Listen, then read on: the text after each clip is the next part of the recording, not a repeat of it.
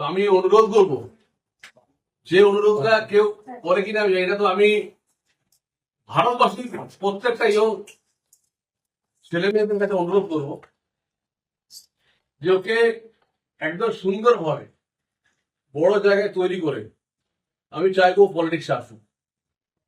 কারণ এই কারণে বলবো, জয়শঙ্কর একজন আইআইটিয়ান, তিনি এই পুরো দেশ নয় পুরো ওয়ার্ল্ডকে দেখতে পাচ্ছেন। জয়শঙ্কর জি, অশ্বিনী বৈষ্ণব জি, কেন্দ্রীয় রেলমন্ত্রী, আইআইটিয়ান, তিনি আজকে পুরো একটা মন্ত্রক সামলাচ্ছে। আমরা আহ্বান করবো যে একদম পড়াশোনা কমপ্লিট করে ভারতবর্ষের রাজনীতিতে অংশগ্রহণ করুন। আমার এটা দেশের জন্য। কারণ আমরা যারা সচরাচর আমরা যারা রাজনীতি করি, আমরা মেঠো রাজনীতি করি, কিন্তু আমরা সামগ্রিকভাবে সার্বিকভাবে সবসময় ডেভেলপমেন্ট করতে পারি না।